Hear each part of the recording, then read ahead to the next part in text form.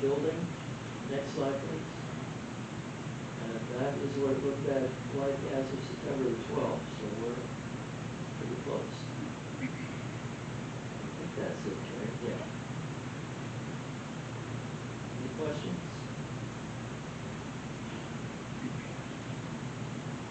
Questions for Gil? First meeting with no questions, okay? No, I'd like to ask a couple questions. You change I yourself. just, I'm sorry. Go ahead. I'm a little confused since I haven't toured the high school. Which gym is new? And which, I think the blue gym's old, right? The gold gym's new? Well, both gyms are old. Okay, so they're both. But the gold gym was renovated. Okay. The blue gym, I believe, is having a new floor finish and everything put in it. Yeah, so the way we've been explaining it is the new gym is the blue gym. So the new gym was in the 90s.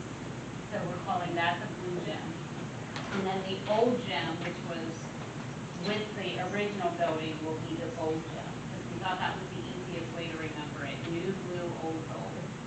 I'm gonna write that down. Right? And the old gym is the one with all the new work in. Yes. So don't get confused. That's what's confusing me. That's why I had to ask this question tonight. Trust me, I'm there 3 days a week and I'm still confused about that. But the gold gym has new bleachers in it, new padding, they completely redid the floor, paint, new scoreboards, they painted the ceiling, they put new air conditioning in. It does look very nice. So the gold gym was done in the air conditioning as well as the blue gym? The blue gym isn't done yet for air conditioning. Right, but it's going to be done, right? Yeah. Within the grant. Within the grant. Within the grant money, yeah. If you guys approve the grant, it'll be done. And the old gym was the original gym, which is really older than the new gym, as we're calling it. Or no, wait a minute. Now I'm confused again. So the old gym is Is the one that got renovated. the one I got right, the original high school, which is the blue. Which is The one that's getting. Old air gold. conditioning. Old gold, okay, so that one's the one you get rid of. I'm sorry I have to ask this. No, that's. It's so confusing, because I hear old, I hear blue, I hear gold, I hear blue, I hear gold, and I don't know which one came first. Well, when we do our walkthrough. Yeah, that needs to Sure, be, yeah. Where were the basketball games when I went to, where? Blue. Blue, that was blue gym, okay, now I know. Which is the new gym? Which is the new? Blue. Blue's new. And the old gym has new cross-court basketball nets and fixtures and everything. We've got two cross-court basketball courts and one full court. Wasn't there a floor put in, some special turf or something in one of the rooms? That was in the multi-purpose room in the new. Okay, that's a multi-purpose room, so there's another room. Well, maybe we'll get to see that. But you guys need to do a walkthrough. Yeah, we're doing that. Next one's. Yeah, that'd be great. Nick Baker's coming. Yes. Do we have any other questions? No, thank you very much. Thank you, Gil. Well, text was not on it, okay. So, we have two gyms, an old gym and a newer gym.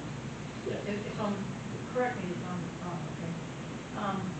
So, I think you just said, if I absorb this correctly, the older gym got the most renovation, received the most renovation, new air conditioning, did you say new floor as well? Not a new floor. They skived off the varnish and all the garbage that was on it, and they put a new coating and new lines and Okay. on that floor. Okay, so would it be fair to say, just to try to get a level of total understanding between the two gyms, would it be fair to say that when the construction is done, barring the fact that the board needs to support putting new air conditioning in the new gym, right, because the old one just got there, would it be fair to say that both gyms would then be pretty much completely redone or refurbished? I can say about the gold gym, yes. The blue gym, I'm not real familiar with since we haven't really done a whole lot in there yet. So does it need, the blue gym, does it need anything else besides air conditioning? I can answer that. I think we approved the sound Yeah. system. We just had a sound approved. system. So it's refurbished as to, when was that built? It's refurbished as to it. Okay, so There's it sounds like been it's- nothing done with the building project to that gym. Yeah. Yeah, but we're gonna do the air conditioning, right? We're doing- If we all support it. The two capital projects that are going to be Air conditioning. the air conditioning and the sound system. Sound system, okay, sound system. Okay, thank you. I'm sorry, I wasn't trying to ask a trick No question. problem. I get confused about it sometimes too, Thank so. you. Thanks, Gil. And board members will be meeting in the high school lobby next Monday, a week from today, at 4:30 PM. Am I right about that? What's 4:30? I'll send you a reminder on that on Friday. All right, Dr. Fiaschi. Hi. So today was a professional learning day, so also these are learning support teachers, we see some PD also. And now, just a reminder that our learning support teachers support 199 students, K through 12 in our district of learning support needs. So when we look at that number, we could even break it down to our higher needs classes that require additional support. For example, our intensive learning support classes, which are K through 12, serve about 45 students who receive one-on-one instruction or small group instruction at their individual instructional level. We have 3 emotional support classrooms that serve 23 students, K through 12, who are working on developing coping strategies, building self-esteem, building regulation strategies, strengthening their resilience so they can be back out into the regular programs.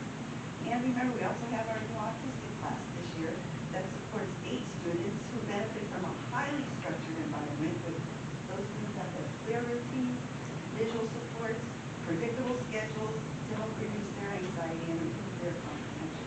So all these extra higher needs classes are supported by our 2 school psychologists. One's the elementary psychologist and one's the secondary 6 through 12. And 2 behavior specialists who's also divided by 1 elementary and 1 secondary behavior specialist. And they provide those classrooms lots of ongoing consultation, behavioral planning, emotional support, ensure that those students are receiving consistent and targeted interventions across all settings. So all our students are receiving a lot of good instructional strategies from our team, and we continue to provide our teachers with that development, like I said, with hands down to help support also to make sure all our students are getting good things. Thank you. Any questions for Dr. Fiaschi? Carolyn? 3 emotional support classes, how many students for that? I know you went fast, I didn't get a chance to write them down. 23. 23. And you're saying we have 199 students within the learning support teachers? 45? Altogether, 199. When we break that down, those students are part of that 199. They're part of the 199, and 45 students were, Intensive learning support. what was it called? Intensive learning Oh, support. intensive learning support. I couldn't write as fast as you were talking about learning support. All right, now, are you seeing an uptick of support needed this year compared to last year, years prior, or is it just staying even keel? Well, I would say because of the need of the autistic classroom this year, that was Okay. a lot more, it varies every Okay, year. okay. We really don't know. We try to predict based on what we've had in the past, but like I said, this year, we get all those autistic students. So it's just- And how has that been going? Because it's new, I'm just curious. Yeah, well, so far so good. I Good. mean, do they have their ups and downs? Yes, they do. Absolutely. They do, but they're working really hard and we got a lot of support with them and And your autistic classroom teacher has had no issues, she's been able to handle it? well, she has a lot of support. She has a lot of I mean, support, it's okay, good. like a village. Yes, it has to be a village, correct. It doesn't just be her, but yes, it's a village. Correct, it's a village, yeah. And then, I know how intensive that can be with autistic children, so that's why I'm asking you, making sure it's going along good. Because it was put on us because obviously, I guess it was LIU quit doing it or whatever. Or no, not Spring Road, Spring Road. Everybody Everybody has. has their own institute. Yes, but they have to fill it. And we'd be hard pressed to say that if we got one more student, Figure it out. we'll have to figure it out. But I appreciate you giving an update on that. I just Are wanted you to make sure taking we were doing it. answers from the peanut gallery? Because Carolyn, you know that I'm here. I will say that, Unfortunately, I'm not, unfortunately, can't take comments from the audience except for during public comment. But Perfect, I'll be at the appreciate next meeting to take care of that. you. Yeah, we appreciate that. Absolutely. I will say at the pep rally, the autistic class children were very good, very noticeably good, and so well talked and good. Dr. Piaski, you mentioned 199 of our students are identified with an IEP or a plan. And we have approximately 1,700 students. Am I correct about that in Littlestown School District? So that comes out to less than 12%. I believe the common, But it doesn't include, these are just the students here in our district. I don't have, there's more that are placed outside of the district. Right. That's still less than, slightly less than 12%. I believe the Commonwealth average in most public schools is between 15 and 20% somewhere. So actually, we're doing a pretty darn good job of maintaining our kids in regular education. Okay? Thank you. 1,500 is probably a conservative estimate of the total number of students. So that's how it goes, also in the district. Gotcha, thank you. But our last report that came out last year for special ed, we are below the state average. Yes. That was my point. Thank you.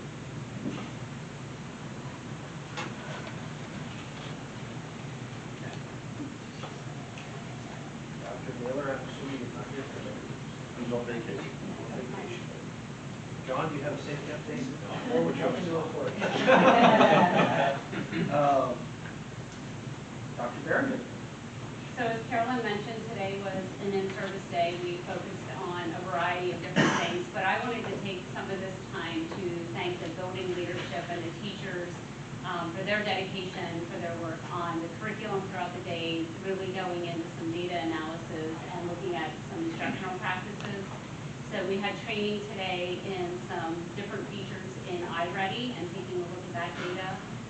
Focusing on conducting data chats with students and helping them set goals for their learning, looking at the different resources that are available in there. Different teams were writing curriculum today, and they were also looking at some differentiated supervision or differentiated instruction, for some of those small group settings. Elementary math teachers participated in professional development today with Mrs. Bennett. She did a great job. She was talking with them on incorporating those higher order thinking questions into their lessons to engage students, promoting participation, really talking about how our students need to learn very concretely for that fluency before we start moving into having them represent math facts and then into abstracts. So making sure for that fluency that we're really doing that explicit instruction, much like we're doing in structured literacy. And Mrs. Staub also did some work today in structured literacy with the ELA team at the elementary school, and then at the middle school and high school, they were also working on their structured literacy with teachers that are learning support. While Dr. Becker and Mrs. Golden are here tonight, I just wanted to take a minute to really give them a shout out. They both met with their teams today at a faculty meeting, and there's been some planning going on for a couple of years for some things, but these two really hit it out of the ballpark. Meeting with their staffs, going over some of the secondary planning, what schedules, bell schedules would look like for next year. Really having both staff understand that there was concessions on both sides, but that we really did make the best schedule for a secondary school to function at a high level. And I thought they both did just a fabulous job today getting that message across to their staff.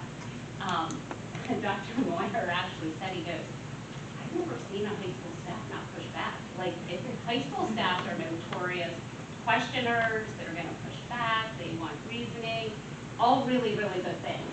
But Nate did a really nice job of sharing the process, the whys, the reasoning. Ms. Golden had some questions, but they weren't pushback questions. They were just more clarifying, and I got the impression from both staff meetings that staff are really excited for when they do come together. So again, you guys did an amazing job with that. So thank you. That's my report. Thank you, Dr. Berriman. Any questions? Judy, how are we looking on the aspect of the iReady and coinciding with the PSSAs? So Mr. Moran's team and Courtney's team are almost finished doing their data meetings with that and doing that course correlations. And iReady actually had told us last year when we went into it that they were doing, like updating their research on that and getting the correlations. So we've been taking a look at that, and I should have that for you either the November 26th CCAP meeting or the December 16th meeting with our future ready data. Oh, good. Yep. So we'll see how it's correlating Mhm. by that. Great. I'm interested to see, because I'm really anxious to see it move in the right direction. Obviously, everybody, I'm sure, wants the same We thing. all want to see it. We all want to see it move. But I'm anxious to see, it's like putting an engine in a car, you want to know if it starts after you're done. So I kind of want to see how we're doing, you know, and go from there. But We're Mr. still putting the Sullivan, engine in. We but really we're appreciate doing that good. question. I have in my past experiences, I have a fair amount of experience with iReady, and I do believe that it is closely aligned to Pennsylvania's standards and those concepts and so on. So I am cautiously optimistic that alignment is going to really benefit our kids when it comes to those state assessment scores. So I appreciate your question. yeah, thank you for clarifying. If I could just to go off of that, one of the things that they were showing them today in their training is for every kid, as they're working through their pathways in iReady, they can pull up and see which standards the kids have already mastered that align with the Pennsylvania standards and what standards they're still working on. And so that's where some of that differentiation comes in. So if you have like this group of 5 kids who are still working on this, you can provide different resources for them, and then different resources for other kids to other standards to master. So I thought that was really good. That's kind of a new thing that we had seen today as to how to pull that data out as well. Well, coming from a diagnostic standpoint, when I would diagnose computer problems, I would always have a diagnostic tree. What you're saying is exactly what I want to hear. That you can see some correlation to improvement, and there's other correlations showing needs improvement. And that data will help us move the students forward. That's what I like to hear, because once you figure out, if you kind of gloss over the whole thing, you don't get to the specifics of what the real problem is. That's my point, and we kind of overlook it. That's why I wanted to get into the details of what they're really showing, the iReady, so that we're concentrating per student on what they have a problem with. I think that's a great like Al Moyer said, he said it's had great success. I'd like to see it work. I really would love to see it work, because we purchased it, and it would be great if it did. And the district would start climbing really well. Thank you. And I can share as a parent, I can see a difference in reports from what we had to this new Good. stuff. So, I mean, I'm sure we'll get the data. Great. Thank you. Tom, you're up. Thanks. I have a couple brief updates. So the first one, we received our second round of energy efficiency incentive checks. What this is efforts by Victor to work with our energy provider to install energy efficient fixtures and equipment in the new building. So we received 2 checks, one for phase 1, which was just over $38,000, and then now for phase 2, just over $48,000. So we received about $86,000. A little over $86,000 for our energy efficient efforts that Victor led with Brooklyn Energy. Second is our district transportation vehicles. As I mentioned, they all sold via auction or scrap. We received a total of $77,800 for all those vehicles. Original estimates back in May when we were looking to outsource was around $25,000. So significantly more than that. Several vehicles did very well, anticipated at the auction. Both of those revenue streams will go into the general fund. We'll have opportunity to allocate those next year this time when we go through our audit. The next portion is October 7th SPS, which was said the committee is looking to separate capital projects into potential phases.